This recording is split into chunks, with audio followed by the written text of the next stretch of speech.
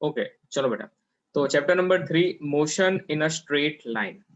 Chapter number 3 motion in a straight line, important chapter. और बेटा यहाँ से आपकी मैकेनिक्स जो है ना वो स्टार्ट हो जाएगी, काइनेमेटिक्स, डायनेमिक्स, स्टैटिक्स वगैरह जो है वो आपको समझना है यहाँ से। मोशन के काफी सारे बेटा कॉन्सेप्ट जो है वो बेसिक कॉन्सेप्ट बेटा आप लोअर स्टैंडर्ड में पढ़ के आए हो, बराबर। तो भी हम बेटा आज डिस्कस करने वाले कि मोशन क्या होता है, motion in a straight line. इस चैप्टर में बेटा most probably one dimensional motion के बारे में पढ़ेंगे, one dimensional, two dimensional, three dimensional overview आज ले लेते हैं, बराबर। बट हमें पढ़ना है वन डायमेंशनल मोशन के बारे में। रिलेटिव वेलोसिटी क्या है, फ्री फॉल क्या होता है, बराबर। एक्सेलरेशन ड्यू टू ग्रेविटी जो है वो क्या होता है, तरह तरह के बेटा accelerated motion, velocity, speed, distance, बराबर, काइनेमेटिक इक्वेशंस वगैरह हमें पढ़ना है इस चैप्टर में। तो first of all what is motion, सवाल तो है और सवाल का जवाब भी देना है ना। मोशन जो है वो क्या है, चलो सबसे पहली चीज, तो बेटा आपके सामने जो है वो एक कार चल रही है, राइट। तो मोशन जो है ना वो एक रिलेटिव कॉन्सेप्ट है, मोशन जो है वो एक रिलेटिव कॉन्सेप्ट है। सबसे पहले ये चीज याद रखो, what is motion, then motion is a relative concept, motion is a relative concept. तो मोशन जो है वो क्या होता है, an object is said to be in motion if it changes its position with respect to its surroundings with the passage of time। मतलब ये जो कार है वो आप अगर यहाँ से आप देखोगे तो t इक्वल्स टू मान लोगे 1 मिनट पर कुछ जगह कुछ उसकी पोजीशन जो है वो अलग होगी, 10 मिनट पर देखोगे तो वो कुछ अलग पोजीशन पर होगे। जैसे जैसे बेटा टाइम चला जाएगा वो अलग अलग पोजीशन पर आपको दिखाई देगी। तो ये जो कार है with the passage of time, उसका मतलब ये होता है कि टाइम जैसे जैसे चलता है वैसे ये कार भी जो है वो अपना पोजीशन चेंज करे। तो ये कार होती है मोशन में, इसे हम क्या बोलते हैं, motion. Motion is a relative concept, का मतलब ये होता है कि अगर अगर मान लो कि यहाँ पर एक दूसरी कार है, ये कार ए है और यहाँ पर एक दूसरी कार है बी, इसकी स्पीड और इसकी स्पीड अगर सेम होती है 40 किलोमीटर पर आवर और ये भी 40 किलोमीटर पर आवर, अगर बी कार के विंडो में से बेटा आप कार ए को ऑब्जर्व करोगे तो क्या आपको कार ए मोशन में लगेगी या नहीं लगेगी, जवाब दो तो बेटा। नो। नहीं लगेगी ना, क्यों नहीं लगेगी, बिकॉज आप ऑब्जर्व कार बी में से कर रहे हो और वहां उसकी स्पीड जो है ना वो सेम है। बट अगर कोई थर्ड पर्सन है, मतलब एक पर्सन यहाँ पर बैठा है, दूसरा पर्सन यहाँ पर बैठा है और तीसरा पर्सन जो है ना वो यहाँ पर है, यहाँ पर पर्सन ए बी और सी। नाउ सी पर्सन जो है वो कार बी और कार ए को ऑब्जर्व करेगा तो क्या उसे वो स्टेशनरी दिखाई देगी या मोशन में दिखाई देगी, मोशन। मोशन। मोशन में दिखाई देगी ना भाई।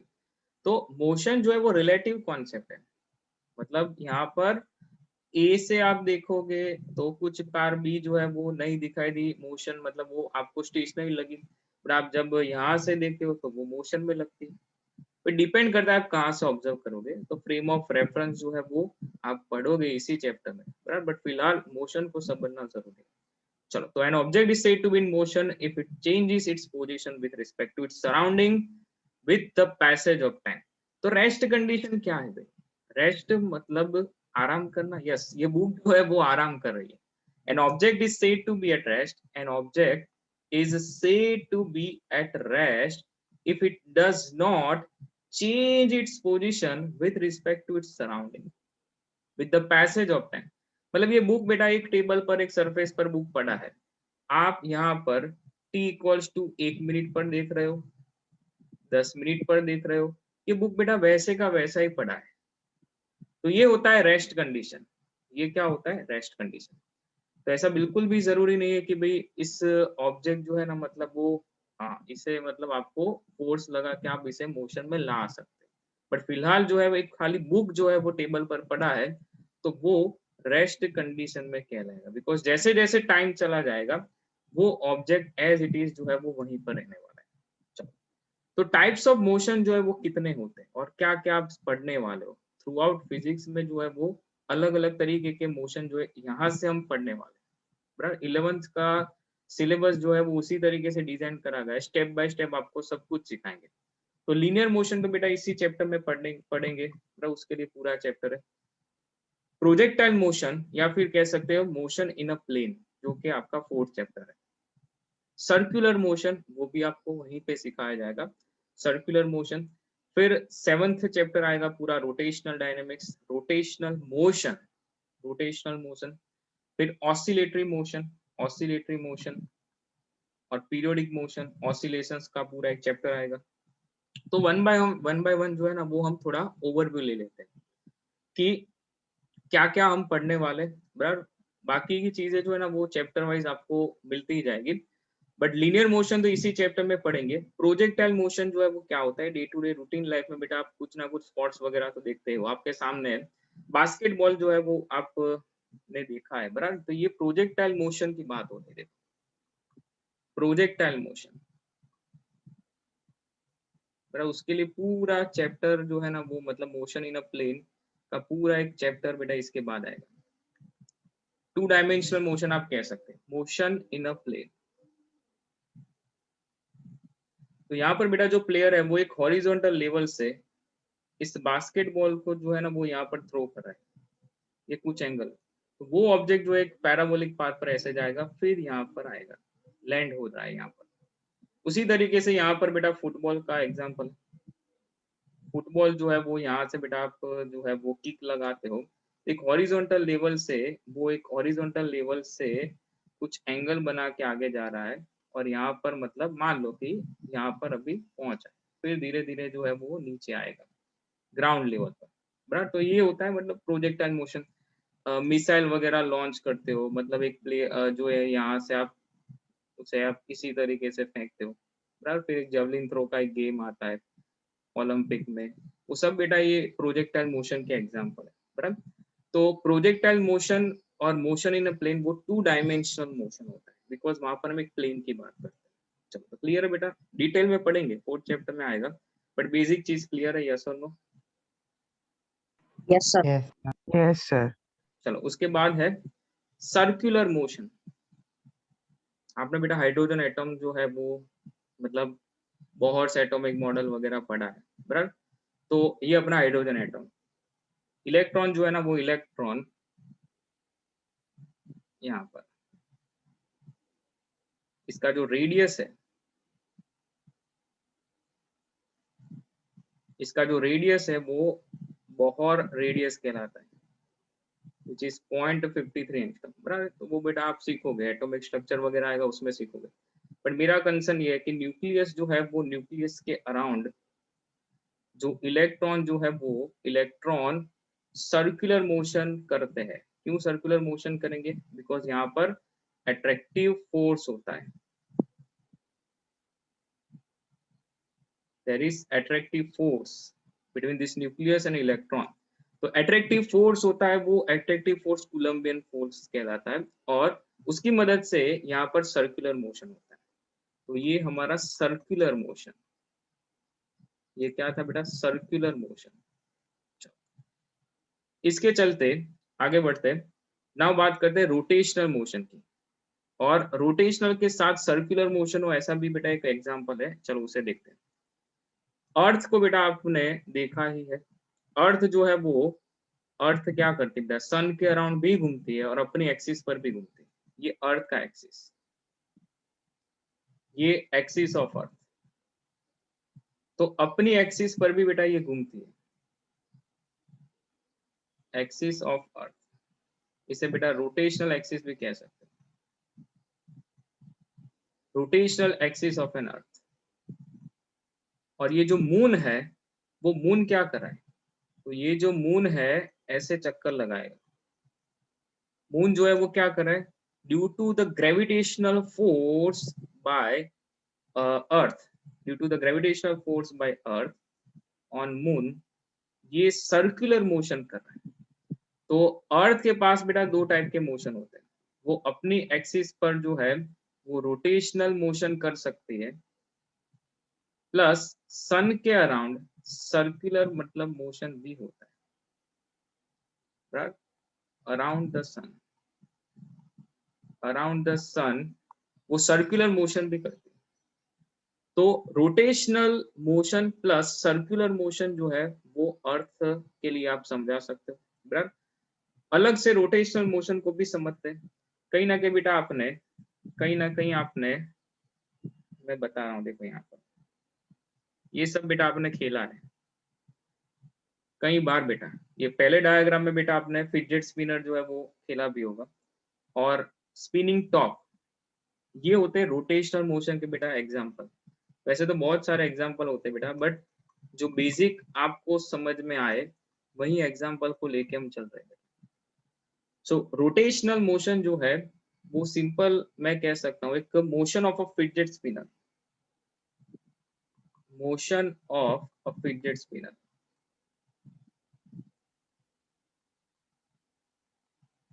Motion of a fidget spinner मतलब मान लो कि इसका एक रोटेशनल एक्सिस यहाँ से होगा और ये इसके अराउंड घूम रहा है, और ये top, motion of a spinning top, motion of a spinning top, motion of a spinning top, उसका एक रोटेशनल एक्सिस होगा, देखो इस तरीके से, हाँ बट वो घूमता होगा। ऐसे टेबल फैन भी आता है ना बेटा, वो भी रोटेशनल मोशन जो है मतलब उसके लिए आपको बता सकते हैं, बट वो एक एक्सिस जो होगी ना वो वेरिएबल एक्सिस होगी, एक फिक्स नहीं होती, बराबर। ये एक्सिस जो है ना वो, इसका पॉइंट ये फिक्स ना होते, ये एक्सिस जो है ना वो आगे पीछे इस तरह से होती, कई बार इस तरीके से, कई बार इस तरीके से, बराबर। तो मतलब ये रोटेशनल मोशन आप कह सकते हो, बराबर। बाकी रोटेशनल मोशन जो है वो pure rotational motion, rotational plus translational motion, ये सारी चीजें बेटा आप 7th चैप्टर में डिटेल में सीखोगे।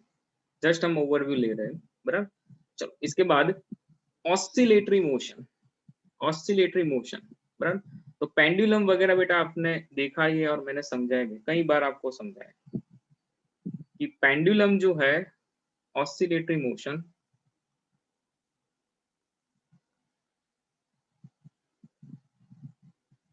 मतलब मान लो कि एक सिंगल पेंडुलम है यहाँ पर, तो ये उसका मीन पोजीशन, ये क्या है इसका मीन पोजीशन है।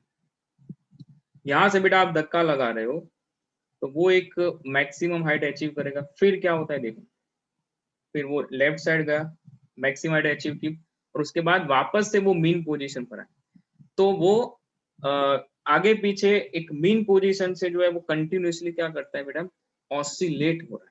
तो इस टाइप के मोशन को बेटा आप ऑसिलेटरी मोशन करो। ऐसे बेटा vibration in a spring, guitar के जो मतलब स्ट्रिंग्स होते हैं ना, वो उसमें बेटा आप ऐसे थंब करोगे तो ऐसे वाइब्रेशंस होते हैं। तो वो जो वाइब्रेशन है उसको मैं बता रहा हूँ, देखिए वाइब्रेशन जो है वो एक पॉइंट से, मतलब एक तार यहाँ पर बंधा हुआ है ए और बी पॉइंट से, एकदम बेटा आपने कस के इसको बांधा है, फिर आप क्या करो, थंब से इसको नीचे करो, तो यहाँ पर इस तरीके से यहाँ पर वाइब्रेशंस होंगे स्ट्रिंग में। तो ये जो वाइब्रेशन है वो मतलब एक ऑसिलेटरी मोशन आप कह सकते हैं, बिकॉज एक फिक्स पॉइंट के ऊपर नीचे जो है वो ये वाइब्रेशन हो रहा है। इसी तरीके से एक स्प्रिंग ली बेटा आपने और एक ब्लॉक अटैच कर दिया, फिर आप ब्लॉक को पुल करे हो नीचे, और जैसे बेटा आप पुल करोगे तो यहाँ पर जो है ना स्प्रिंग में मतलब स्प्रिंग जो है उसका एक्सटेंशन होगा, और जैसे एक्सटेंशन होगा और आप इसे छोड़ देते हो तो ये ऊपर नीचे जो है ना वो ये ब्लॉक वाइब्रेशन करेगा। तो ये सारे ऑसिलेटरी मोशन के एग्जांपल है। बट ये टाइप्स ऑफ मोशन बेटा क्यों समझने का, बिकॉज पूरे फिजिक्स का मतलब मोशन जो है ना वो हम अभी पूरे फिजिक्स में जो है ना इस 11 के बेसिस पर पढ़ने वाले, पूरी मैकेनिक्स है ना आपकी यहाँ से अच्छी होनी चाहिए, अदरवाइज बहुत प्रॉब्लम होता है बेटा। तो बेसिक लीनियर मोशन तो बेटा हम पढ़ेंगे ही पढ़ेंगे, projectile, circular, rotational, oscillatory, periodic motion, बराबर। ऑसिलेटरी और पीरियोडिक मोशन में एक माइनर डिफरेंस होता है। तो ये सारी चीजें जो है ना वो आप थ्रू आउट फिजिक्स में पढ़ने वाले हो, बराबर। तो बेटा क्लियर है बेटा टाइप्स ऑफ मोशन, यस और no, Yes, sir. Yes sir. बराबर। चलो तभी ख्याल ये आया कि भी हमें मोशन के बारे में पढ़ना तो है, बराबर। तो उसके लिए बेटा एक ब्रांच डेवलप किया गया, जैसे मैंने बोला वर्ड मैकेनिक्स। तो मैकेनिक्स जो है मतलब एक ब्रांच है, फिजिक्स का एक अपना ब्रांच है। चलो तो मैकेनिक्स क्या है, branch of physics. Mechanics is the branch of physics that deals with conditions of rest or motion of the material objects around us. It is one of the oldest branch of physics. बहुत सारे branches है physics के. आप basic physics में देखोगे तो optics हो गया, थर्मोडायनेमिक्स हो गया, बराबर बहुत सारे ब्रांचेस है. बट मैकेनिक्स जो है मतलब आपको मोशन के रिलेटेड कुछ ना कुछ मतलब है.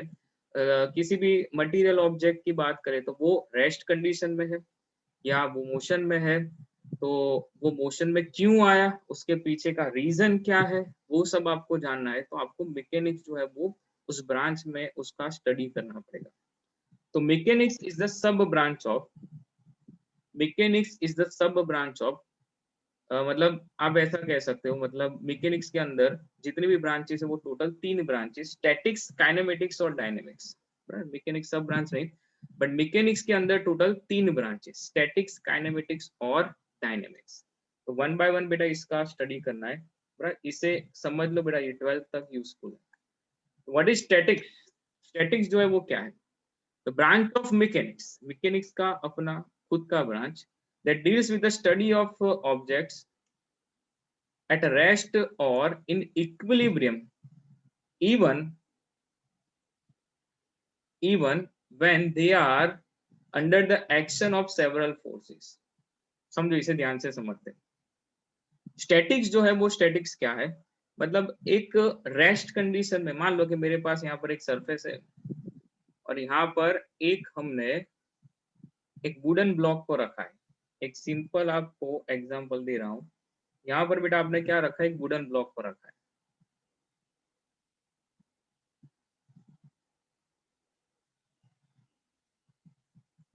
चलो ये वुडन ब्लॉक को रखा है. नाउ ये ब्लॉक ऐसे ही पड़ा है तो ये रेस्ट में हुआ. बट ऐसा नहीं होता है कि बेटा आप फोर्स लगाओ तो ऑब्जेक्ट हमेशा मोशन में ही होता है. अगर मैं यहाँ से 2 न्यूटन का फोर्स लगाऊं और उसी तरीके से यहाँ से 2 न्यूटन का फोर्स लगाऊं तो बेटा सिग्मा एफ मतलब total sum of all the forces क्या होंगे, 0 होंगे ना. सीधी सी बात है.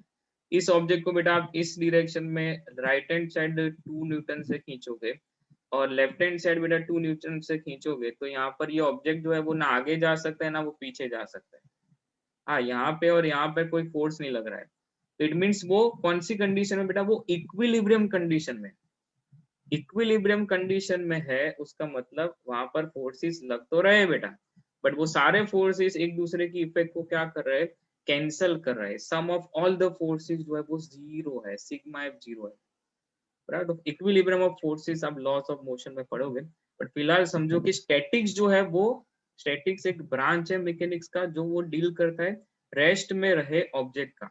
बट रेस्ट में ऐसा नहीं कि फोर्स लगने से वो मोशन में ही होता है.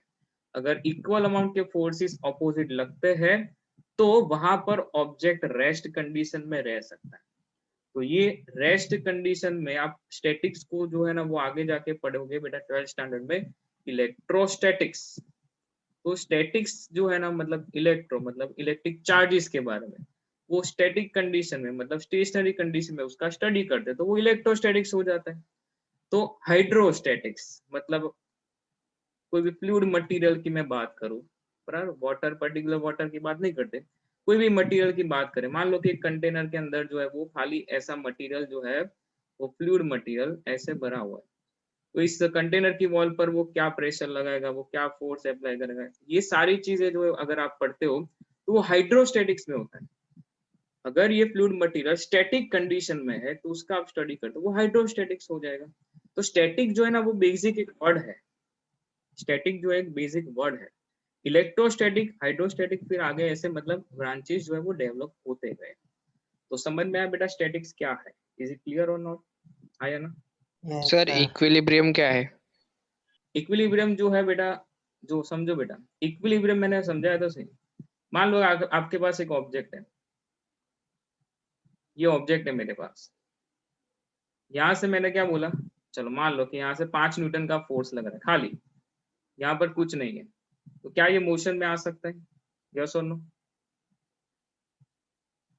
यस. बराबर. तो ये मोशन में आ सकता है, यस आ सकता है. बट अगर मुझे यहाँ पर वो ऑब्जेक्ट को स्टेशनरी रखना है तो मैं क्या करूंगा बेटा, सेम अमाउंट ऑफ फोर्स यहाँ पर 5 न्यूटन का फोर्स यहाँ पर लगा दूंगा। चलो अभी मोशन में आ सकता है ये? नहीं हो सकता ना। नो। हाँ, तो ये इक्विलिब्रियम कंडीशन हुआ। ये क्या हुआ बेटा, इक्विलिब्रियम मतलब बैलेंस, आप समझते हो ना, बैलेंस कंडीशन। यहाँ पर भी एक बैलेंस बना हुआ है कि वो ना आगे जा सकता है ना वो पीछे जा सकता है। फोर्सेस जो है वो बैलेंस कंडीशन में है। यहाँ पर जितना फोर्स आगे है उतना फोर्स पीछे है, तो वो इक्विलिब्रियम होता है। क्लियर है बेटा, यस और नो? आया ना? Yes sir. बराबर।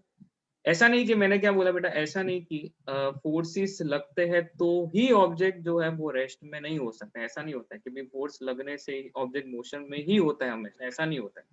अगर फोर्स इक्वल अमाउंट के और ऑपोजिट डायरेक्शन में लगे तो वहां पर इक्विलिब्रियम बन सकता है और आपका ऑब्जेक्ट जो है ना वो इस रेस्ट कंडीशन में रह सकता है।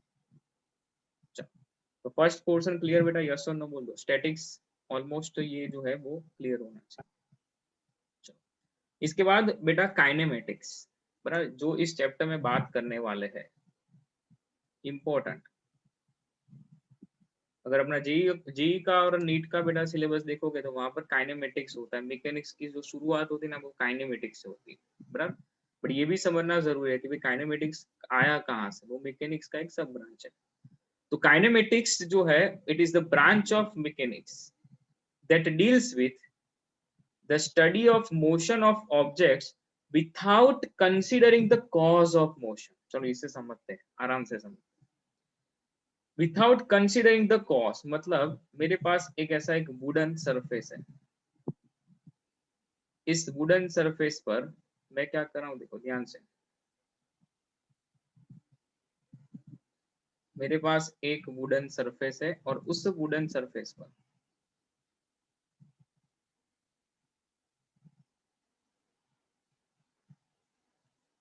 बराबर ऐसा थोड़ा स्लोप है। यहाँ पर कुछ स्लोप है, बराबर। चलो, और हम क्या कर रहे हैं, मेरे पास एक मेटालिक स्फीयर है। मेरे पास एक मेटालिक स्फीयर है। उस मेटालिक स्फीयर को मैं यहाँ पर छोड़ रहा हूँ, ऐसे ही यहीं से छोड़ रहा हूँ।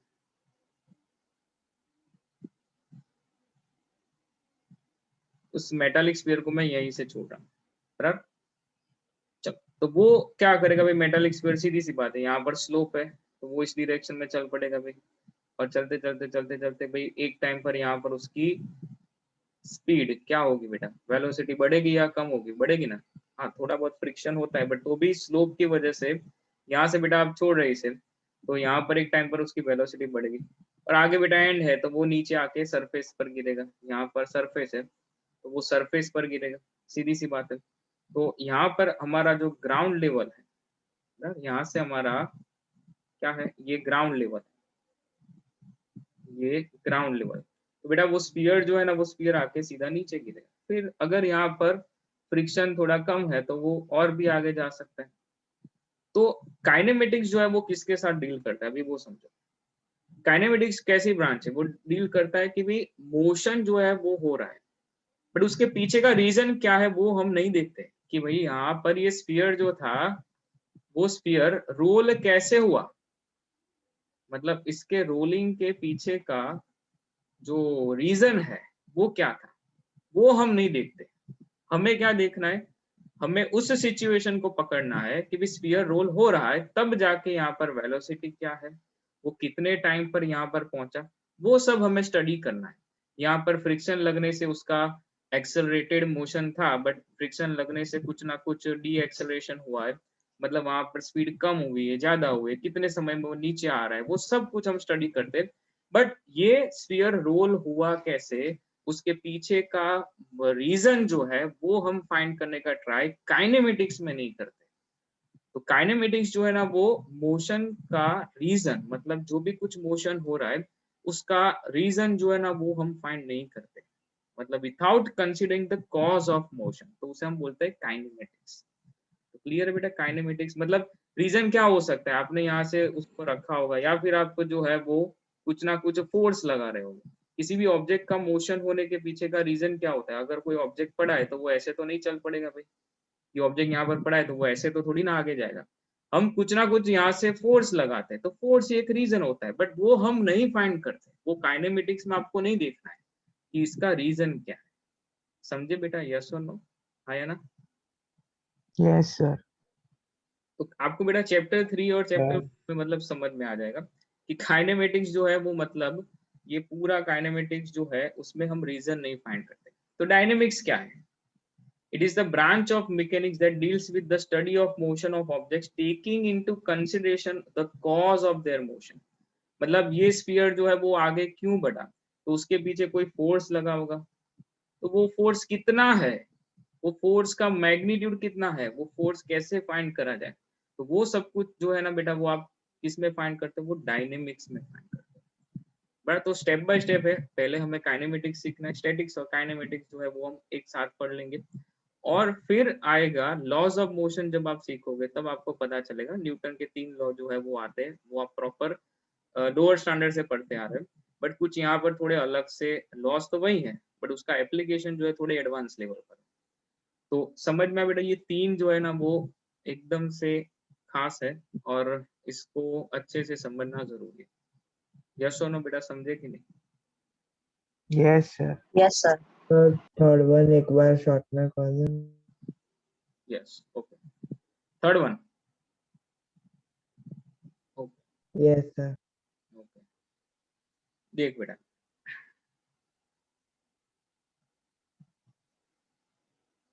देख कि मेरे पास एक बेटा एक सिंपल ऑब्जेक्ट है, चलो कोई पूछेगा भाई इसको है ना ए पॉइंट से बी पॉइंट पर लेके आओ, तो बेटा आपको क्या करना पड़ेगा, आपके दिमाग में क्या आएगा, चलो आप क्या करोगे? फोर्स अप्लाई करेंगे। Force apply. फोर्स अप्लाई करेंगे, बराबर। तो इस सिचुएशन को बेटा मैं देख रहा हूँ, अभी समझो, इस सिचुएशन को मैं देख रहा हूँ, मैं क्या देख रहा हूँ कि ये जो ब्लॉक है वो ए से बी गया, उसने डी डिस्टेंस कवर करके वो ए से बी गया, तो मैं क्या फाइंड करूंगा कि भाई वो कितने टाइम पर, मतलब बी पॉइंट पर आया होगा तब उसकी स्पीड क्या होगी, वेलोसिटी क्या होगी, वो कितने टाइम पर वो आ चुका वो हम फाइंड करेंगे।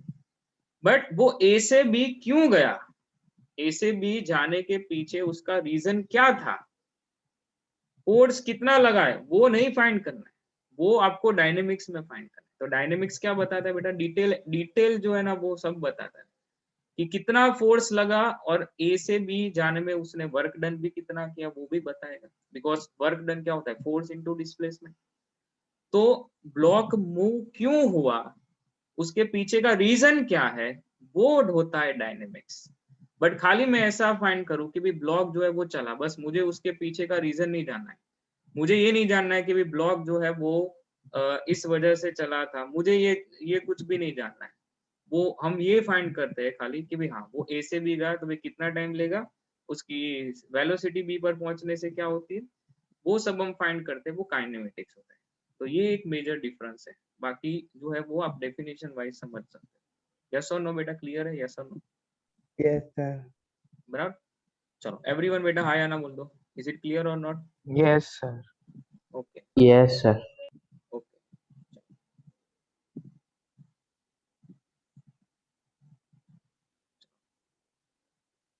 ओके, तो काइनेमेटिक्स, डायनेमिक्स और स्टैटिक्स, बराबर, ये 3 बेटा जो है ना वो मैकेनिक्स के सब ब्रांचेस, स्टैटिक्स, काइनेमेटिक्स और dynamics.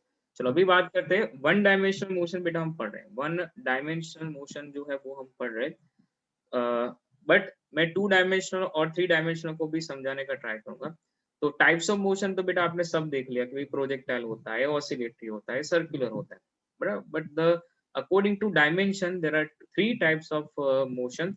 First one is one dimensional motion, उसके बाद हम आएंगे 2 डायमेंशन, और उसके बाद 3 dimension. One by one example से बेटा मैं अच्छे से समझाने का ट्राई करूंगा। चलो तो first of all what is one dimensional motion, one dimensional motion क्या होता है, एकदम आराम से समझना बेटा। The motion of an object is said to be one dimensional, one dimensional कब कहलाएगा, if only one of the 3 coordinates, generally हम कार्टेशियन कोऑर्डिनेट सिस्टम बताते हैं बेटा, तो उसमें हम क्या लेते हैं, एक्स वाई जेड कोऑर्डिनेट ले लेते हैं। तो one of the three coordinates specifying the position of an object changes with time. Here the object moves along a straight line. मतलब एक सिंपल एग्जांपल हम लेते हैं और यहाँ पर मैं बता रहा हूँ, देखो कि मान लो कि आपके पास कार्टेशियन कोऑर्डिनेट सिस्टम है कुछ इस तरीके से, ये एक्स एक्सिस और ये वाई एक्सिस। तो आपका जो ऑब्जेक्ट है बेटा, आपका जो ऑब्जेक्ट है, ये ऑब्जेक्ट मान लो कि ये ओरिजिन है बेटा। आपको एक्स मतलब एक्स एक्सिस पर पी पॉइंट से क्यू पॉइंट पर बेटा आप जा रहे हैं, मतलब एक सीधा इस तरीके से। तो एक सिंपल सी बात बोलूं बेटा, मान लो कि ये पी जो है ना वो x1 डिस्टेंस पर है और जो q है वो कितने डिस्टेंस पर है, वो x2 डिस्टेंस पर है। कितने डिस्टेंस पर है, वो x2 डिस्टेंस पर है। तो अगर कोई ऑब्जेक्ट जो है वो p से q चला, एक्स एक्सिस पर कहां से कहां चला बेटा, p से q चला, तो p के कोऑर्डिनेट कौन लिखवाएगा बेटा, क्या होंगे, p के कोऑर्डिनेट क्या होंगे, क्या p से q, या फिर हम लिख सकते हैं according to this p1 to p2। चलो p1 टू p2 मुझे बताएगा बेटा p1 के कोऑर्डिनेट्स क्या होंगे। वो है बेटा कहाँ पर, एक्स एक्सिस पर है। मैंने ओरिजिन से एक्स एक्सिस पर p1 पॉइंट का डिस्टेंस जो है वो क्या लिखा है, x1 लिखा है। तो इसके कोऑर्डिनेट्स क्या होंगे बेटा, x1 0। हाँ x1 0 होंगे। इसके कोऑर्डिनेट्स क्या होंगे, x1 0 होंगे। तो ये है x1 0 और p2 मतलब p2 पॉइंट के कोऑर्डिनेट्स क्या होंगे,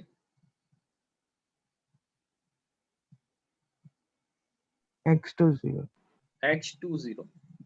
तो अभी सोचो, अभी यहाँ पर वापस देखो, समझो कि जब आपका ऑब्जेक्ट p1 से p2 चला यहाँ पर, तो उसका खाली एक ही कोऑर्डिनेट चेंज हुआ, जो x एक्सिस का कोऑर्डिनेट था। यहाँ पर दूसरा कोऑर्डिनेट जो है वो चेंज नहीं हुआ है, वो एज इट इज है। वो 0 था तो पहले 0 था और बाद में भी जो है वो क्या है, 0 ही है। तो यहाँ पर आप बेटा देख सकते हो कि भाई कोऑर्डिनेट जो है वो x1 से x2 हुआ है, बट दूसरा कोऑर्डिनेट जो है वो चेंज नहीं हुआ है। तो यहाँ पर इस टाइप के मोशन को जो है ना वन डायमेंशनल मोशन कहते हैं। बराबर, डेफिनेशन वापस से पढ़ो, देखो क्या बोलता है, the motion of an object is said to be one dimensional if only one of the three coordinates specifying the position. ये p1 जो थी ना वो पोजीशन थी बेटा पार्टिकल की विथ रिस्पेक्ट टू ओरिजिन, कोई टाइम पर, मान लो कि 0 टाइम पर थी, और t equals to T time पर जो है ना वो पोजीशन p2 थी। पोजीशन चेंज हो रही है टाइम के साथ, बट उसमें खाली एक ही कोऑर्डिनेट चेंज हुआ है, तो उसे बोलते हैं वन डायमेंशनल मोशन। चलो एग्जांपल लेते हैं। For an example, free fall of an body.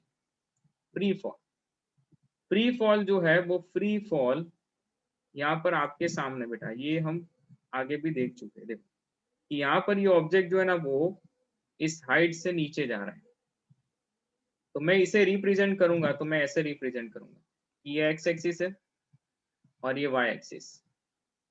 तो पहले बेटा इसकी पोजीशन जो है ना इस हाथ के लिए, ए पॉइंट के लिए मैं यहाँ पर बता दूं, तो बेटा वो क्या होगी, 0y1 होगी। और यहाँ पर बेटा बी पॉइंट के लिए मैं लिखूंगा, तो बी पॉइंट के लिए वो क्या होगी, 0y2 होगी।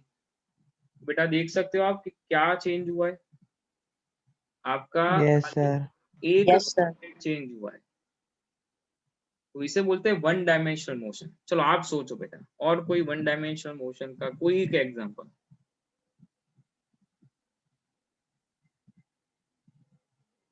वन डायमेंशनल मोशन का कोई एक एग्जांपल आप सोचो। चलो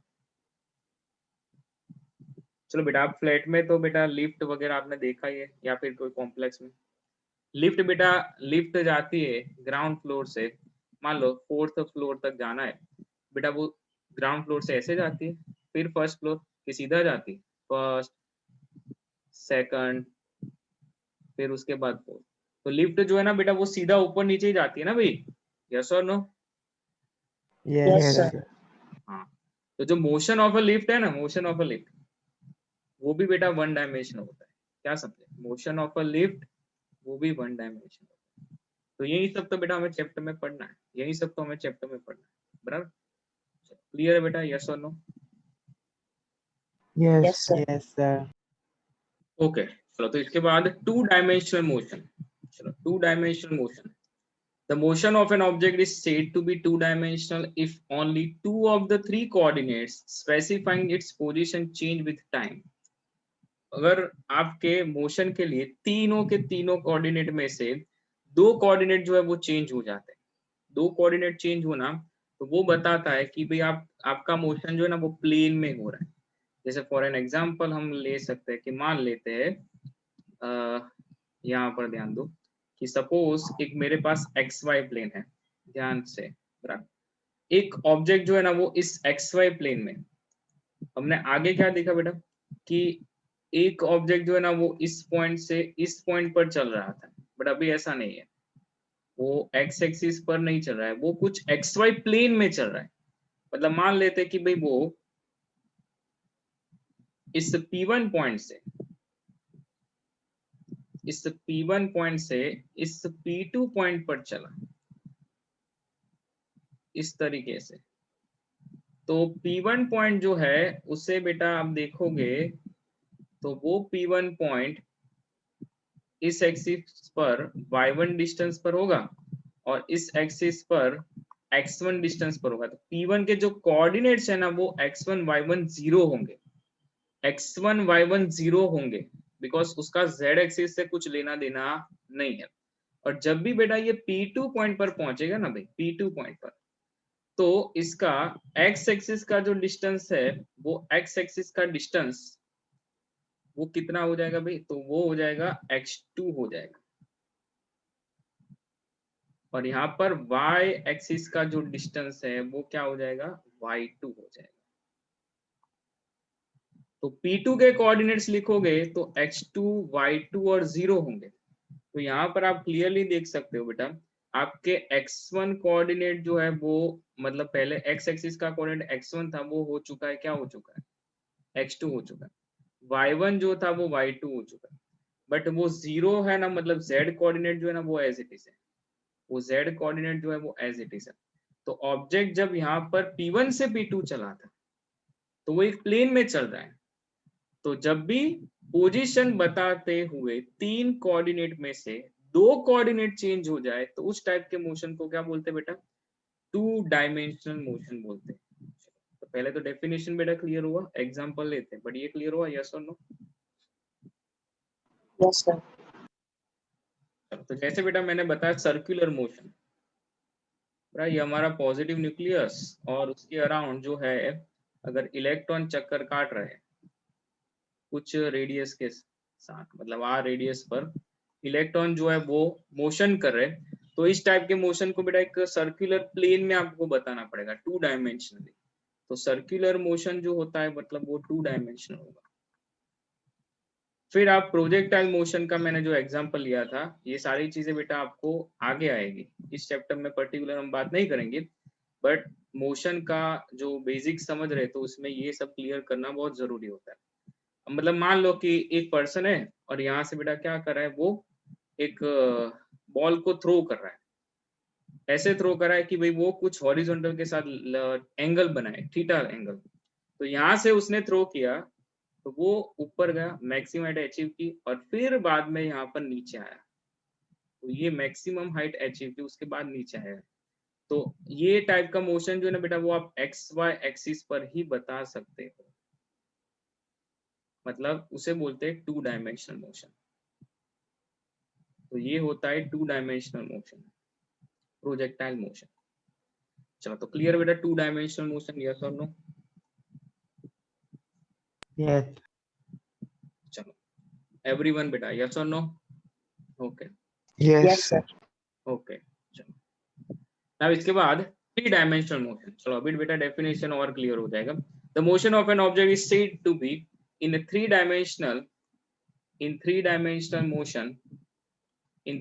motion if all the three coordinates specifying its position changes with respect to time। तो सारे कोऑर्डिनेट जो है वो टाइम के साथ जो है ना वो चेंज हो रहे हैं, टाइम के साथ चेंज हो रहे हैं। तीनों के तीनों कोऑर्डिनेट्स। ऐसा तो मतलब कब होता है? तो जनरली आपको यहाँ पर मैं एक चीज बता दूं कि एक 3 डायमेंशनल सिस्टम को मैं यहाँ पर ड्रॉ कर रहा हूँ, और यहाँ पर बेटा आप जो है वो थोड़ा 3 डायमेंशनली समझना है इसे, एग्जाम्पल लेंगे तो और समझ में आ जाएगा, बट जनरली मैं कार्टेशियन कोऑर्डिनेट सिस्टम से इसे समझाने का ट्राई कर रहा हूँ। देखो पोजीशन है वो P1 से P2 हो रही है, पोजीशन जो है ना वो P1 से P2 हो रही है, तो ऑब्जेक्ट जो है वो हमारा P1 से P2 चला, इस तरीके से जा रहा है, तो उसका y एक्सिस पर जो डिस्टेंस था, y एक्सिस पर जो डिस्टेंस था वो y1 इनिशियली, x एक्सिस पर x1 और z एक्सिस पर z1, और यहाँ पर x2, y2 और z2, मतलब तीनों के तीनों कोऑर्डिनेट जो है ना वो चेंज होने चाहिए, मतलब इस तरीके से होंगे, तो वो 3 डायमेंशनली होता है। तो आप देख सकते हो बेटा इस प्लेन से, मतलब एक इस प्लेन से समझो कि इस प्लेन से ये जो डिस्टेंस है ना वो 3 डायमेंशनली आप देख सकते हो, यहाँ पर ये डिस्टेंस आप देख सकते हो कि ये जो डिस्टेंस है ना बेटा वो y1 इस पॉइंट से, थोड़ा बेटा 3 डायमेंशनली देखना इसे, और यहाँ पर ये डिस्टेंस जो है ना वो x1, फिर ये चला बेटा यहाँ पर P2, बराबर, ये P2 पोजीशन पर चला, तो वो P2 पोजीशन को हम कुछ इस तरीके से बताएंगे भाई, यहाँ पर इस प्लेन में, यहाँ पर वो x एक्सिस पर x2 डिस्टेंस कवर करेगा, y एक्सिस पर जो है ना वो कितना डिस्टेंस कवर करेगा, तो वो y2 डिस्टेंस कवर करेगा, बराबर, कितना डिस्टेंस कवर करेगा, y2 डिस्टेंस कवर करेगा, और यहाँ पर ये पोजीशन के चलते समझो ये यहाँ पर पूरा बेटा 3 डायमेंशनल है, तो इसको आराम से समझना। देखो ये एक्सिस पर z1 और ये वाला एक्सिस पर z2, बिकॉज ये z एक्सिस पर, मतलब एक प्लेन के अंदर नहीं चल रहा है, वो 3 डायमेंशनली हर एक जगह पर चल रहा है। तो पार्टिकल जब P1 से P2 चला था, पार्टिकल जब P1 से P2 चला था, तो एक डायमेंशनली जो है वो एक डायमेंशन उसने चेंज नहीं किए थे, उसने तीनों के तीनों कोऑर्डिनेट जो है ना वो चेंज कर दिए, तीनों के तीनों कोऑर्डिनेट्स, बराबर। तो ऐसा कब होता है जनरली, मान लो कि एक रूम है, रूम को हम ऐसा बता सकते हैं, फॉर एन एग्जाम्पल आप ऐसा ले सकते हो कि वो एक मॉस्किटो है और ये हमारा रूम है, ये जो है वो हमारा रूम है, बराबर, ये मेरा रूम, और इसके अंदर अगर एक मॉस्किटो जो है वो ऐसे ही घूम रहा है भाई, यहाँ से कुछ ऐसा घूम रहा है भाई मॉस्किटो, तो बेटा थोड़ी उसको पता है कि भाई उसको एक्स एक्सिस पर ही जाना है, उसको वाई और जेड पर ही जाना है, तो वो तो बेटा कैसा होगा भाई, वो तो आराम से ऐसे घूमेगा भाई, है ना, वो ऐसे भी जा सकता है, ऊपर नीचे आगे पीछे कहीं भी जा सकता है, मॉस्किटो हो गई और फ्लाई होती है, तो वो कहीं पे भी जा सकते हैं, सीधी सी बात है। तो बेटा वो एक्स वाई जेड पर फिक्स नहीं होता है कि भाई वो एक्स वाई प्लेन में ही चलेगा, वाई जेड प्लेन में ही चलेगा, जेड एक्स प्लेन में ही चलेगा, वो किसी भी डिरेक्शन में आगे पीछे कहीं पे भी जा सकता है। तो मोशन ऑफ अ फ्लाई या काइट कह सकते हो बेटा, काइट का भी एग्जांपल 3 डायमेंशन होता है, बराबर। तो फॉर एग्जांपल आप सिंपल ये कह सकते हो, motion motion of a fly. अब इस डायग्राम को बेटा ना समझो तो मतलब खाली आप कोऑर्डिनेट वाइज जो है वो बताए, बाकी इसको बेटा समझोगे नहीं, इसको बेटा ड्रॉ भी नहीं करना है थियोरी के पॉइंट ऑफ व्यू, बट इसको समझ लो, ये एग्जांपल को समझ लो, ये important. Motion of a fly in a room जो होता है वो 3 डायमेंशनल मोशन होता है। Motion of a kite, motion of a kite, बराबर, वो काइट है बेटा, वो कहीं पे भी जा सकती है, ऐसा फिक्स थोड़ी होता है कि भाई आप एक्स एक्सिस पर ही उड़ाओ काइट, ऐसा थोड़ी होता है बेटा ऐसा, हवा जो है वो जिस तरीके से चलती है उस तरीके से आपकी काइट चलेगी। तो क्लियर है बेटा 3 डायमेंशनल मोशन, यस और नो? Yes sir. बराबर है। तो बेसिक सी चीजें बेटा है, मतलब आप समझो कि 3 डायमेंशनल और 2 डायमेंशनल की चिंता बेटा अभी करनी ही नहीं आपको। हमें क्या चिंता करनी बेटा, इस चैप्टर में तो 1 डायमेंशनल ही आएगा। 2 डायमेंशनल तक आपको जो है ना वो 4th चैप्टर में सिखाएंगे, बराबर। 3 डायमेंशनल तो बेटा आप कर ही लोगे, मतलब 2 डायमेंशन आता है तो ये 3 डायमेंशन भी cover up 4th 5th chapter तक हो जाता है। चलो, तो is it clear to all बेटा, हाँ या ना, सबको क्लियर है, यस और नो? Yes, sir. बराबर। चलो, तो बेटा ऐसा नहीं कि भी उड़ती हुई हर एक चीज आप 3 डायमेंशन में डाल दो, ऐसा नहीं बेटा। काइट बोला मैंने, फ्लाई बोला, फिर कोई ऐसा भी एग्जांपल बेटा लिखता है कि मोशन ऑफ अ शक्तिमान तो ऐसा नहीं होता है बराबर। शक्तिमान तो बेटा रोटेशनल मोशन करता है अपनी एक्सिस पर, तो वो सब चीजें होती है बेटा। एग्जाम पेपर्स हम जब चेक करते हैं तो वो सब चीजें भी हमें दिखाई देती है, बराबर। चलो ओके, तो बेसिक मोशन का जो बेटा फंडामेंटल कॉन्सेप्ट है वो सब हमने क्लियर कर दिया। अब 3 छोटी छोटी चीजें बेटा हम सीखने का ट्राई करेंगे, पोजीशन, पाथ लेंथ और डिस्प्लेसमेंट। बेटा ये आप छोटे लेवल पर पढ़ के आए हो, बट फंडामेंटल जो चीजें ना वो जरूरी है। तो पोजीशन, पाथ लेंथ और डिस्प्लेसमेंट, क्या डिफरेंस है? व्हाट पोजीशन जो है, मतलब मैंने क्या बोला कि आपको मतलब कोई पूछे, चलो मतलब आपका घर का एड्रेस पूछे, तो मतलब आप क्या बोलोगे भाई? हाँ ये बोलोगे भाई मेरा रेसिडेंसी ये है, तो ये इसके पीछे है या इसके आगे है या इसके नियर बाय है। क्या बेटा आप एड्रेस में ऐसा देखने को मिलता है आपको, या फिर आप बोलते हो ऐसा, यस और no? Yes, sir. Yes, sir. तो हम क्या करते हैं बेटा, हम मोशन का स्टडी तो करते हैं, बट उसके लिए मतलब ऑब्जेक्ट कौन से टाइम पर कहाँ पर है उसका पोजीशन, वो इम्पोर्टेंट होता है। तो पोजीशन के लिए बेटा क्या चाहिए, हमेशा किसी पोजीशन को डिफाइन करना है तो हमेशा रेफरेंस पॉइंट चाहिए। जैसे घर के एड्रेस में बेटा मैंने बोला, या फिर किसी भी जगह पर कोई भी एड्रेस लिखना हो तो हम आगे पीछे का कुछ वहां पर मेंशन करते हैं। तो हमने क्या किया बेटा, वो रेफरेंस लिया। हमने इस रेसिडेंसी के पीछे, बराबर, इस पोस्ट ऑफिस के बाजू में, इस स्कूल के बाजू में, बराबर, इस ट्रैवल ऑफिस के बाजू में, तो हम एक रेफरेंस डालते हैं। तो पोजीशन बताने के लिए हमेशा बेटा क्या चाहिए, reference point is required. So to define position, what is required? Reference point is required. Reference point is required. And in the Cartesian coordinate system, कौन सा सबसे अच्छा बेटा रेफरेंस पॉइंट होता है? कहाँ से सब हम डिस्टेंस वगैरह Origin. ओरिजिन, बराबर। तो हम ओरिजिन को ही लेके चलेंगे। So in Cartesian coordinate system, Cartesian coordinate system, origin is our reference point. Origin is reference point. चलो, तो इसके बाद पाथ लेंथ। चलो पाथ लेंथ, पाथ लेंथ क्या है? मतलब सिंपल सा बेटा वर्ड है, यहाँ पर आप इसमें ही इसका डेफिनेशन देख सकते हो कि जो भी कुछ पाथ होगा, अगर किसी भी ऑब्जेक्ट ने कुछ भी डिस्टेंस ट्रैवल किया है तो वो टोटल कितना डिस्टेंस ट्रैवल किया है, वो आप जब आप गिन लोगे तो वो होता है path length.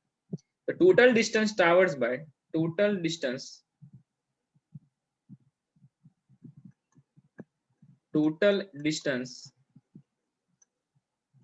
traversed by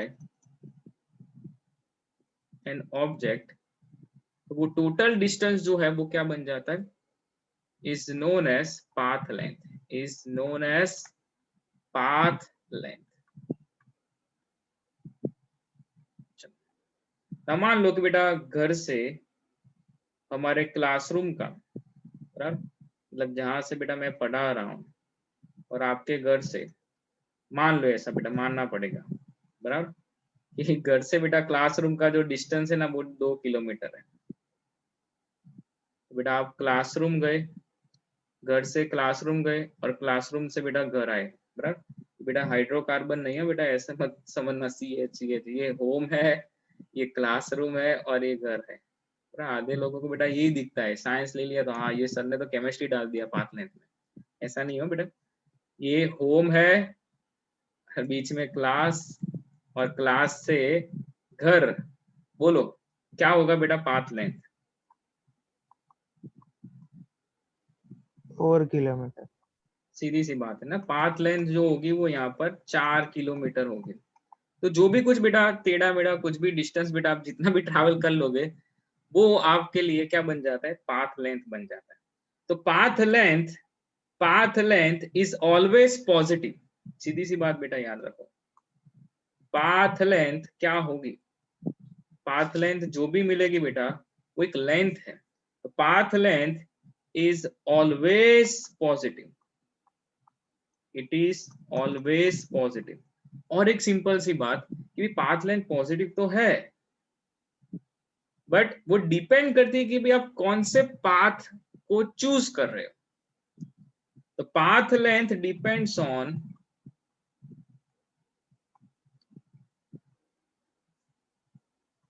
path length depends on a path which is traversed by an object। तो पाथ लेंथ जो है वो एक तो होती है always positive, path length is always positive, और path length depends on a path which is traversed by an object. Object जो है ना वो कौन से पाथ पर चला, वो आपके लिए इंपॉर्टेंट होता है जब आप पाथ लेंथ फाइंड करते हो। चलो, तो इज इट क्लियर और नॉट बेटा, यस और no? Yes sir. Yes, sir. Yes sir. चलो उसके बाद है डिस्प्लेसमेंट, बराबर। चलो इसके बाद है डिस्प्लेसमेंट। सिंपल सी बात है, डिस्प्लेसमेंट वगैरह बेटा आप पढ़ के आए हो, बट चलो इसको रिमाइंड करते हैं। डिस्प्लेसमेंट क्या होता है? डिस्प्लेसमेंट जो है ना वो ऑब्जेक्ट जब अपना पोजीशन चेंज करता है, जैसे आगे मैंने बताया भी P1 से P2 चला, तो उसने जो इनिशियल पोजीशन थी वो P1 पॉइंट पर थी और फाइनल पोजीशन थी वो P2 पॉइंट पर थी। तो चेंज इन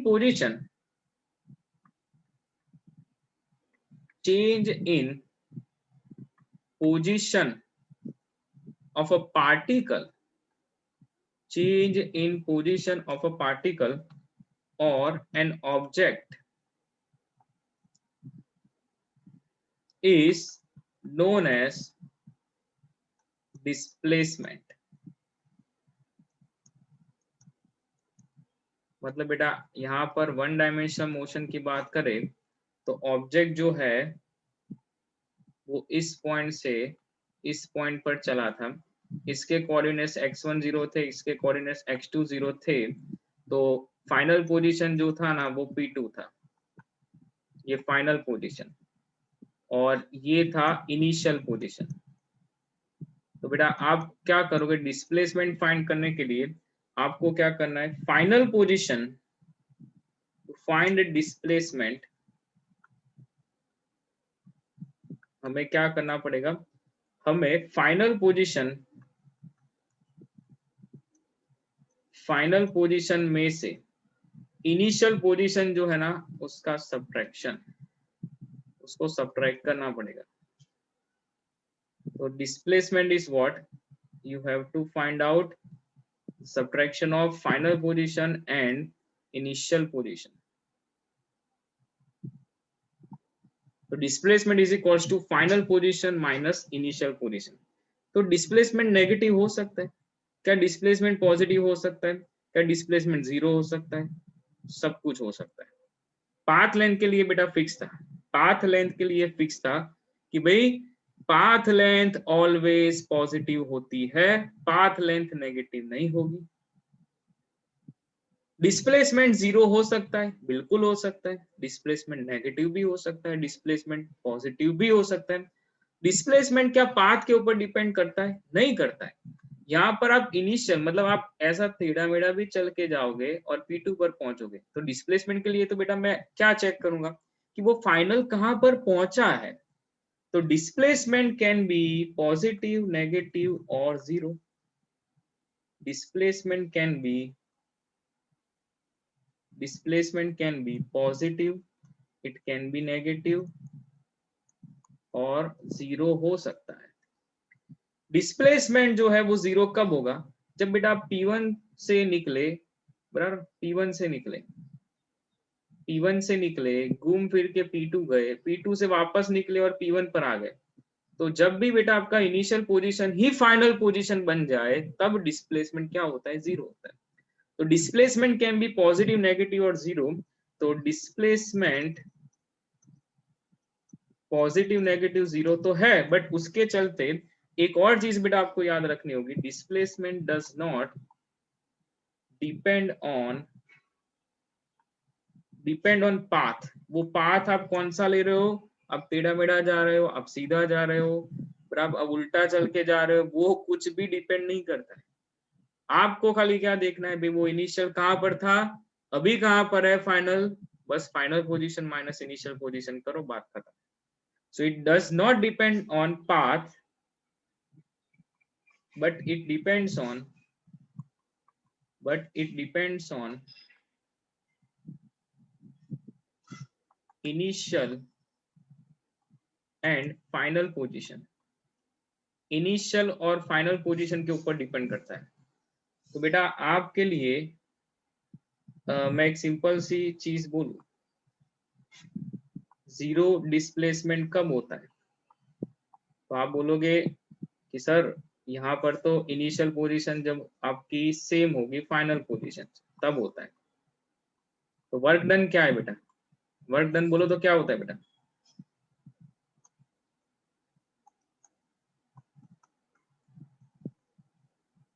वर्क डन क्या होता है? Work done force into displacement. क्या होता है बेटा?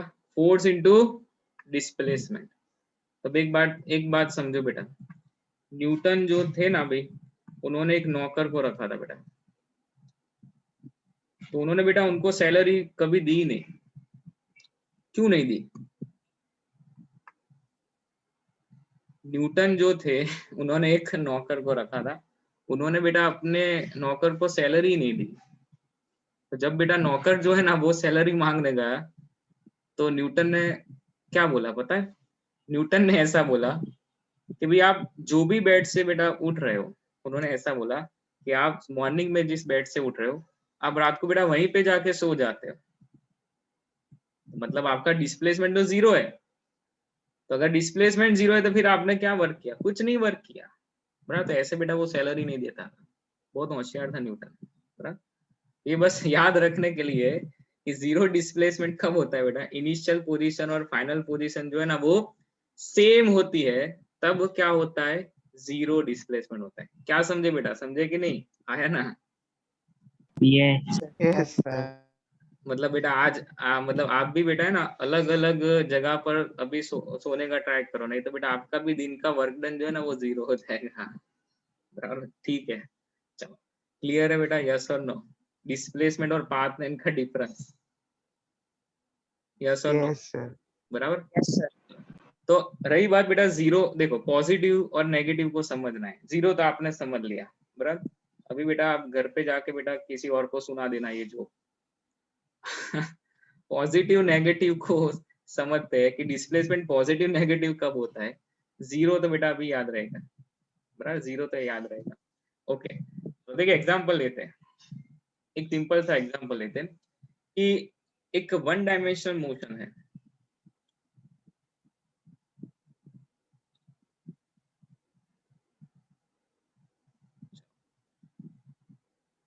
कोई ऑब्जेक्ट जो है ना वो यहाँ पर, मतलब ये O है पॉइंट, फिर ये A,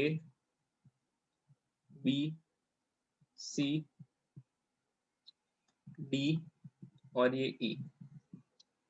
फिर यहाँ पर ये A dash, B dash, C dash और D डैश, बराबर। मतलब ये पॉइंट्स मैंने बताए, हर एक के बीच का बेटा जो इंटरवल है वो 10 मीटर का है। क्या है बेटा? वो 10 मीटर का। चलो तो इसके कोऑर्डिनेट 0 0 हो जाएंगे। यहाँ पर इंटरवल बेटा 10 मीटर का है, तो इसके कोऑर्डिनेट 0 10, इसके कोऑर्डिनेट 0 20, इसके कोऑर्डिनेट 0 30, 0 40 और ये 0 50 मीटर, ये मीटर में है सब। तो इसके कोऑर्डिनेट बेटा क्या होंगे, -10 0, -20 0, इसके -30 0 और ये क्या होंगे -40 0। तो मतलब एक वन डायमेंशनल मोशन जो है ना वो हम सोच रहे हैं कि यहाँ पर एग्जांपल जो है वो इस तरीके से हम ले रहे हैं, बिकॉज हमें ये समझना है कि डिस्प्लेसमेंट जो है वो कब पॉजिटिव कब नेगेटिव होता है ना, वो हमें समझना है। तो ये हमारा मतलब मान लो कि ऑब्जेक्ट यहाँ से कभी चल रहा है बराबर, और कोई दूसरे पॉइंट से भी चल रहा है, तो आपको सिंपल पूछ सकते हैं कि ये जस्ट एग्जाम्पल में पाथ लेंथ और डिस्प्लेसमेंट को थोड़ा अलग आप समझ सको उसके लिए ले रहा हूँ। तो आपको एग्जाम्पल में ऐसा पूछ सकते हैं कि find displacement and path length for a given path, बराबर, मतलब फॉर द गिवन केसेस यहाँ पर अलग अलग पाथ होंगे। ये पाथ है, यहाँ पर पाथ लेंथ लिखेंगे और यहाँ पर बेटा क्या लिखेंगे, डिस्प्लेसमेंट। ओके चलो, तो पाथ की शुरुआत करते हैं बेटा। सबसे पहले जो है ना वो मैं एक सिंपल सा पाथ लेता हूँ, O A B C D। कोई बताएगा मुझे पाथ लेंथ कितनी होगी भाई? यहाँ पर O से मैं चला और D पर रुका, तो पाथ लेंथ कितनी होगी? 40 40 मीटर। समझे बेटा, ये एक इंटरवल जो है ना वो एक इंटरवल जो है ना वो 10 मीटर का, तो ये 10 मीटर, ये 10 मीटर, ये 10 मीटर और ये 10 मीटर, तो टोटल जो है वो कितने हो जाएंगे बेटा? 40 मीटर। यस और नो? yes नाउ डिस्प्लेसमेंट के लिए बेटा क्या देखना है, जो देखो समझो यहाँ पर बेटा कि आपका फाइनल पोजीशन जो है ना वो डी पर रुके हुए हो बेटा आप, और इनिशियल पोजीशन बेटा आप ओ पर रुके हुए। डिस्प्लेसमेंट क्या होता है? Final position minus initial position, वो होता है बेटा डिस्प्लेसमेंट। तो मुझे बताओ बेटा, फाइनल पोजीशन के कोऑर्डिनेट्स लिखोगे बेटा, देखो पहले तो ये वन डायमेंशनल है वो आपको समझ में आना चाहिए कि मैं ऊपर देखूंगा तो दो कोऑर्डिनेट्स है 0 0, और यहाँ पर बेटा 0 40, तो मतलब एक ही कोऑर्डिनेट चेंज हो रहा है। यस और नो? yes तो यहाँ पर फाइनल पोजीशन 40 मीटर और इनिशियल पोजीशन बेटा 0 मीटर पर, तो डिस्प्लेसमेंट क्या होगा? 40 मीटर।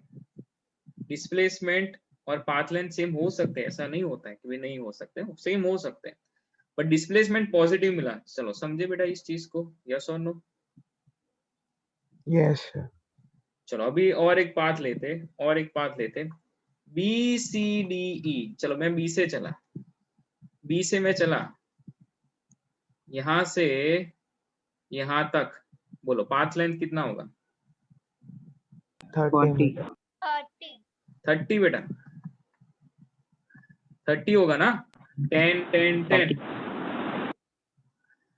डिस्प्लेसमेंट कितना होगा? डिस्प्लेसमेंट 20 देखो, पाथ जो है उसका इनिशियल पोजीशन बी पॉइंट पर और फाइनल पोजीशन जो है ना वो ई पॉइंट पर, तो बी से ई तक चलना है। फाइनल पोजीशन था 50, कर सकते ना 50 मीटर माइनस सीधा कर दो 20 मीटर। वैसे तो बेटा दोनों कोऑर्डिनेट्स का करना होता है और वो सब आप समझ सकते हो ना भाई। x1 मैं ऐसा समझ सकता हूँ कि x1 y1 से x2 y2 गए, तो आपको करना होता है ये y2 माइनस y1, तो बट वो तो 0 मिलेगा बराबर। मैंने एक मिनट ना एक्स एक्सिस बताया यहाँ पर, एक मिनट यहाँ पर, अच्छा ये लिखना पड़ेगा, सॉरी यहाँ पर, हाँ कोऑर्डिनेट जो है ना मैंने y में बता दिए, सॉरी एक्स एक्सिस का लिखना है हमें। देखो a के कोऑर्डिनेट जो है ना वो 10 0, वापस लिख देते है तो वन डायमेंशनल, बट मैंने कोऑर्डिनेट जो है ना वो y के रिस्पेक्ट में लिखे। देखो यहाँ पर 10 0, यहाँ पर सही लिखे मैंने 10 0 और ये 20 0 और ये 30 0 और ये 40 0 और ये कितना होगा 50 0। तो मैं क्या बोल रहा हूँ बेटा, आपको कोऑर्डिनेट वाइज लिखना होता है x1 y1 और x2 y2। तो आपको क्या लिखना होता है कि x2 माइनस x1 और ये y2 माइनस y1 ऐसा लिखना होता है। बट हम सीधा लिख सकते हैं डिस्प्लेसमेंट के लिए, समझे क्या समझे बेटा, सीधा लिख सकते हो 50 माइनस 20 ये 30 मीटर। क्लियर है बेटा, यस और नो, हाँ या ना? Yes sir. मतलब मैं खाली Yes, ये sir. बताने का ट्राई कर रहा हूँ कि भाई डिस्प्लेसमेंट पॉजिटिव मिले नेगेटिव भी मिल सकता है, बराबर, वो बताने का ट्राई कर। चलो और एक बात आपको दे रहा हूँ, O A B C D E to A dash, ध्यान से सुनना भाई, लंबा बात है। ओ से आप चले ई तक, फिर ई से रिटर्न आ रहे हो और ए डैश तक पहुंच रहे हो। ओ से चले और ई तक गए, ई से रिटर्न आ रहे हो और ई डैश तक पहुंच रहे हो। अभी पहले बेटा पाथ लेंथ गिन लो, आराम से गिनना, आराम से। 60. Yes 90. Kavya Trivedi, you are absolutely right. Kavya Trivedi, you are absolutely right, सही आंसर है। 50 तो बेटा कैसे होगा, ओ से ई के लिए 50 होंगे, बोलो हाँ या ना। Yes sir. Yes, sir. फिर ई से ओ के लिए बेटा 50 होंगे, चलो तो लिखते जाओ 50 मीटर प्लस 50 मीटर। और बेटा ओ से ए डैश के लिए और 10 मिला लो, तो टोटल कितने हो जाएंगे 110 मीटर। कितने हो जाएंगे 110 मीटर। सर ओ से ए डैश है तो -10 नहीं आएगा? पाथ लेंथ इज बेटा ऑलवेज पॉजिटिव, क्या समझे, समझे कि नहीं, हमने क्या लिखा था, path length is always positive. Path length क्या होता है, जो आप डिस्टेंस कितना ट्रैवल कर रहे हो, बस मुझे वो देखना है। -10 तो आप डिस्प्लेसमेंट के लिए लगाओगे। क्लियर है बेटा, यस और नो? Yes sir. हाँ ये ध्यान रखना। Yes sir. चलो तो डिस्प्लेसमेंट बता दो बेटा। डिस्प्लेसमेंट के लिए आपको ए डैश पॉइंट देखना है, आपको ए डैश देखना है और आपको ओ देखना है। -10. मैं सीधा लिख सकता हूँ ना कि भाई -10, यस वेरी गुड बेटा। मैं ऐसा लिख सकता हूँ ना -10 मीटर -0, तो वो -10 मीटर हो जाएगा। बिकॉज यहाँ पर फाइनल पोजीशन जो है ना वो -10 और 0, -10 है, इनिशियल स्टार्टिंग किया था 0 से, तो मुझे कौन से पाथ पर वो गया वो नहीं देखना है, मुझे क्या देखना है बेटा, वो फाइनल कहाँ पर पहुंचा है वो देखना है। तो बेटा देखा डिस्प्लेसमेंट जो है वो नेगेटिव हो सकता है, बिकॉज आप जो है ना वो एक नेगेटिव एक्सिस पर मूव हो रहे हो, ऐसा हो रहा है यहाँ पर। चलो तो क्लियर है बेटा, यस और no? Yes Yes, sir. sir. चलो इसके बाद ए डैश पाथ में लिख रहा हूँ, A dash B dash C dash और डी डैश। चलो बेटा बोलो पाथ लेंथ क्या होगी, 40 मीटर। 40. आराम से। ए डैश से चले और डी डैश पर अटके, 30.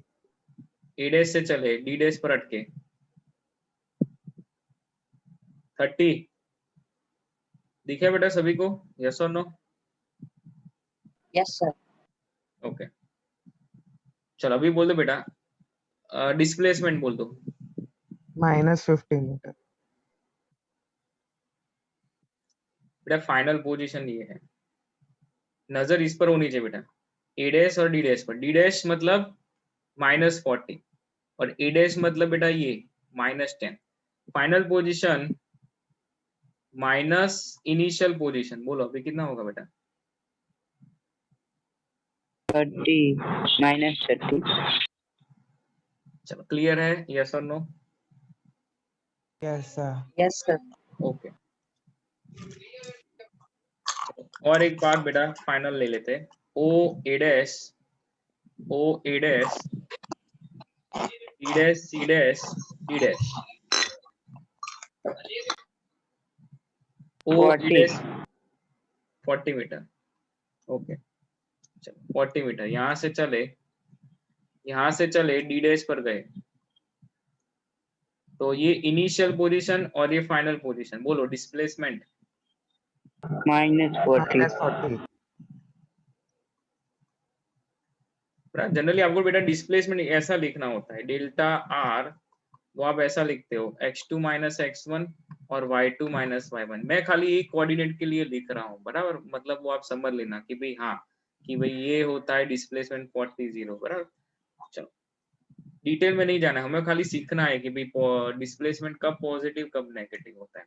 और फुल एंड फाइनल बेटा चलो यहाँ पर मैं बता देता हूँ, ये ई डैश होगा और ये एफ डैश, इसके कोऑर्डिनेट्स -50 0 और इसके -60 0, D dash E dash F dash to A dash. Okay okay देखो बेटा, सो डी डैश हमने 2 पॉइंट्स बेटा यहाँ पर बढ़ा लिए बराबर, according to our path D dash E dash E dash F dash to A dash. मतलब आपको बेटा जाना है डी से ऐसे घूम के ई डैश एफ डैश जाना है और फिर आना है बेटा ए डैश तक बराबर। तो टोटल जो है ना बेटा, आप डी डैश से ई डैश जाओगे और ई डैश से एफ डैश, मतलब टोटल कितने हो जाएंगे 20 मीटर बराबर। फिर F dash to D dash आओगे अगेन 40 मीटर, तो यहाँ तक के 40 मीटर हो जाएंगे। फिर ये 10 10 और ये 10, तो 70 मीटर बेटा आपका पाथ लेंथ होगा। चलो ये सही है बेटा, आपने सोचा है बराबर है, आया ना बेटा, is it clear? Yes sir. Yes sir. Yes sir. चलो और पाथ लेंथ जो है ना, वो पाथ लेंथ क्या आएगी बेटा, आपने बोला कि पाथ लेंथ क्या आएगी, अभी समझो कि पाथ लेंथ जो है ना वो आपको ए डैश पर आपका फाइनल पोजीशन है। अभी ए डैश के कोऑर्डिनेट देखे बेटा आपने, ये क्या है -10 है, और फाइनल जो है वो, अरे इनिशियल जो था वो क्या था बेटा, यहाँ से आप चले थे, तो -10 माइनस माइनस क्या हो जाएगा प्लस, तो ये क्या हो जाएगा +30 मीटर, क्या होगा +30 मीटर। समझे, यस और नो बेटा, आया ना? Yes sir. Yes sir. Yes sir. तो बेटा देखो डिस्प्लेसमेंट जो है वो 0 कब होता है वो तो आपने समझ लिया, बट डिस्प्लेसमेंट जो है यहाँ पर बेटा नेगेटिव भी है, यहाँ पर नेगेटिव है और कुछ जगह पर पॉजिटिव भी है। चलो अभी और एक बेटा राज की बात बताता हूँ, चलो बराबर, अभी एक और राज की बात कि डिस्प्लेसमेंट जो है वो final position minus initial position आपके लिए है, बट और एक चीज आपको यहाँ पर क्लियर करनी है, कई बार जो है ना वो ये पूछ लेते हैं, चलो डिस्प्लेसमेंट के साथ यहाँ पर और एक चीज को पूछ लेते हैं,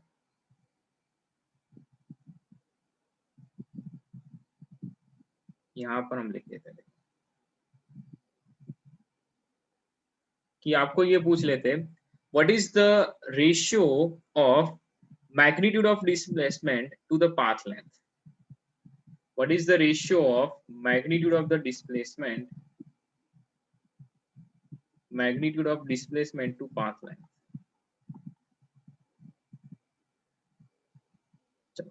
पहले वाले केस में बेटा कोई बताएगा रेशियो क्या होगा? 1:1:1 1:1 मतलब इक्वल्स टू 1 होगा। चलो दूसरे वाले केस में ग्रेटर देन और लेस देन और इक्वल्स टू, हमें यही चेक करना है, बाकी एग्जैक्ट वैल्यू नहीं निकालनी। दूसरे केस में 1 इक्वल्स टू 1। चलो थर्ड केस में लेस देन 1 होगा या ग्रेटर देन 1, अभी ये सोच लो। ये -10 का मैग्नीट्यूड और नीचे 1 1 10, मतलब 10/110, तो बेटा ये लेस देन 1 हुआ कि? ग्रेटर। अरे लेस देन 1 बेटा। हाँ सर। ओके चलो इसके बाद बेटा इक्वल्स टू 1, इसके बाद आप देख सकते हो इक्वल्स टू 1, और इसके बाद देखोगे तो लेस देन 1। तो यहाँ पर रेशियो जो है ना वो 1 से कभी नहीं बढ़ता है, मुझे ये बताना है आपको कि डिस्प्लेसमेंट पाथ लेंथ के बराबर होता है, बट डिस्प्लेसमेंट पाथ लेंथ से ज्यादा नहीं होता है। समझे, यस और नो बेटा? Yes sir. Yes sir. उल्टा पूछते हैं तो फिर हाँ पाथ लेंथ जो है वो उल्टा पूछ लेते तो पाथ लेंथ डिस्प्लेसमेंट से ज्यादा हो सकता है बराबर, पर ये आप याद रखो। हाँ बोलो बेटा। यहाँ वहाँ पे वो -30 है तो -1 रेशियो आएगा, तो अभी अभी बेटा -30 जो है ना, वो मैंने क्या बोला, मैग्नीट्यूड ऑफ डिस्प्लेसमेंट। ये किस में डाला है बेटा, मैंने मोड में डाला है, समझे? मोड में मतलब पॉजिटिव वैल्यू ले ले, मैग्नीट्यूड ले रहा हूं, मैग्नीट्यूड का मतलब बेटा एक पॉजिटिव वैल्यू ले रहा, तो समझे? यस और नो बेटा? यस। हाँ, मतलब पॉजिटिव वैल्यू आपको क्वेश्चन में मतलब ऐसा पूछ सकते हैं। एक नोट मैं यहाँ पर लिख रहा हूँ, देखो इंपॉर्टेंट नोट हम लिख रहे हैं, बिकॉज डिस्प्लेसमेंट के साथ ये भी जरूरी है बेटा। The ratio of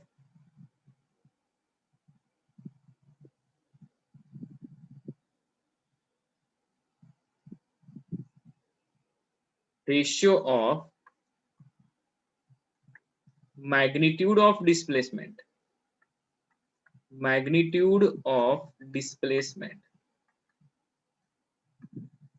to path length is always less than or equals to 1.